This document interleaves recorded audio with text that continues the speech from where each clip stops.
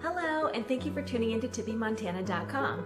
Today, we are going to talk a little bit about how to make homemade and do-it-yourself coasters. Many of you may have family members or people that you know that you like to make a crafty homemade gift. Or maybe you don't have a lot of money or just want to do something special but you're on a budget. So today, I'm going to show you how to make these homemade coasters. They're super cute and very easy to make. This was a fun project that my mom showed me how to do about a year ago, and I've really enjoyed them in my own house and have made them a couple times with kids, and that's another fun thing you can do is for kids with craft projects. You're going to need a few supplies to get started. The first one is some white tile. This is 4" by 4" tile. You'll notice it has a little bit of a glossy coat to it. That's what you're looking for. There's a little bit of a texture on the bottom, and you want to make sure that it's going to lay flat when you put it on any type of furniture. And we are going to put some feet on the bottom. Something else you're going to need is an old school craft material, Mod Podge. I used to say Mod Podge, it's actually Mod Podge. Mod Podge you can get at any craft store, Michael's, Joann Fabrics, etc. You can also get it at Target. That's where I bought this because I didn't feel like driving to Michael's. And it's not that expensive. It's maybe $7 a bottle, but a bottle goes a very long way. You're also going to need some paper. In this case, for these particular coasters, I'm going to be using thank you cards. I got these on sale. They were on a discount, and they're really cute little butterfly design that's going to look really nice in these coasters. You can also use any type of scrapbook paper. So this is a really cute design. These turned out really nice. I've used these outdoors on my patio set. This is something a little bit simpler. If you wanted to get a little bit more crafty, you could do something like this. These are little mustache papers. It comes in a full sheet, but I cut out the mustaches that I liked. These look really great on coasters. A couple different designs. These turn out super cute. A little bit more fun.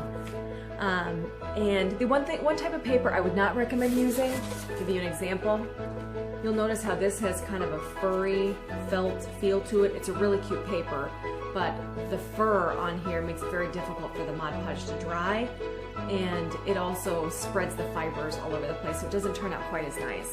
So you'll want to make sure that your paper is flat and doesn't necessarily have a texture to it. Embossed is okay, but when it's more of a felt or fabric feeling to the paper, it doesn't work as well, I found. Some of the other supplies you're going to need, you'll need some type of brush. You can use a paintbrush, you can use a foam brush. Again, these are very inexpensive. You can get them at any home improvement store. One of the other supplies is little rubber feet. You'll see that these are just little tiny rubber feet we're going to put on the bottom. Don't use felt. Felt sometimes will stick to the coasters when they're stacked on top of each other, and then it'll ruin your beautiful project. So use rubber feet. That will make them last longer. Okay, let's get started. Okay, you can see that we have our workstation ready to go. We've got some wax paper spread out so that we're going to keep our workspace clean and any furniture underneath it. We've got our tiles ready to go, and we have our note card papers. We're going to start out by cutting these into the correct size. Double check the size of your tiles. I thought mine were 4" by 4". They're actually 4 1/4 by 4 1/4. So just double check the size of your tile, and then you're going to cut your paper to fit the tile. So I'm going to cut these in 4" by 4" squares because I want a little bit of a border. So you're going to go ahead and cut them.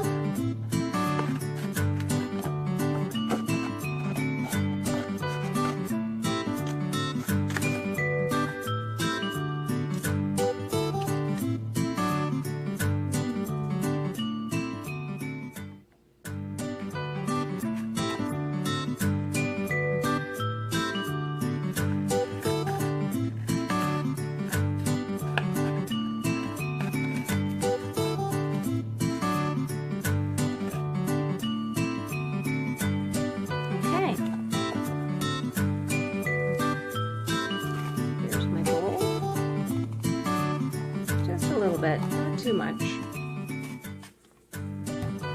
And then get your foam brush.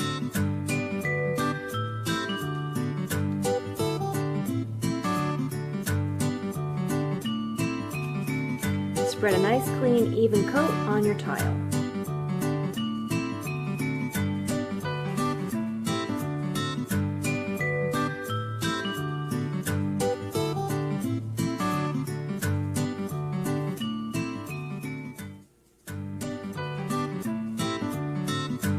Then put your paper on the top.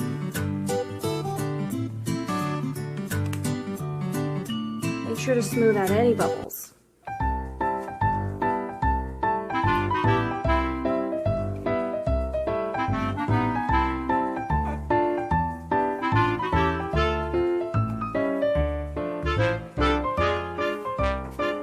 Then put another coat on the top.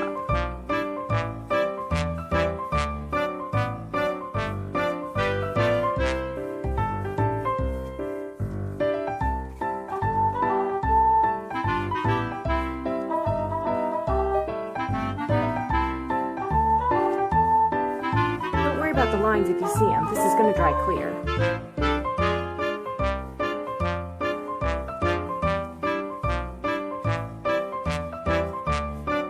I always get the sides a little bit too.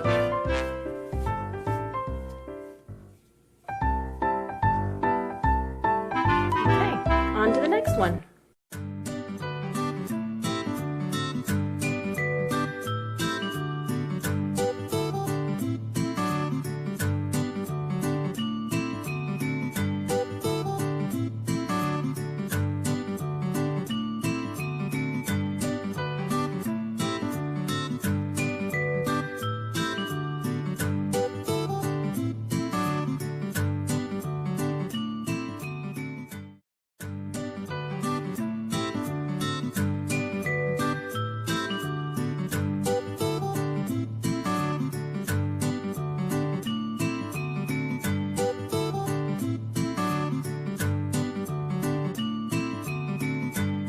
Once those have had a chance to dry, do another coat.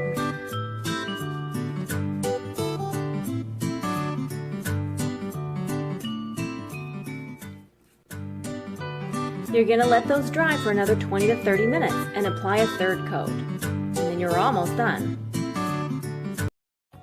Okay, on to the last and final step. Let's put the feet on the bottom of your coasters. Remember the feet I showed you earlier? We're just going to put one on each one of the corners.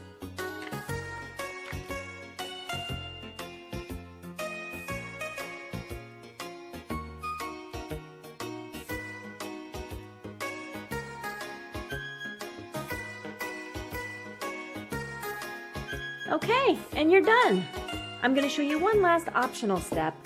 If you know your coasters are going to be getting a lot of use, it might make sense to put an extra top coat on the top. So what I'm going to use is something I actually happen to have around the house from another project, but it is a high performance gloss. I'm just going to put a coat of that on the top and let it dry and maybe do one or two more. Again, this is an optional step, something I'd recommend if you know that your coasters are going to be getting a lot of use or the people that you're giving them to are going to use them a lot.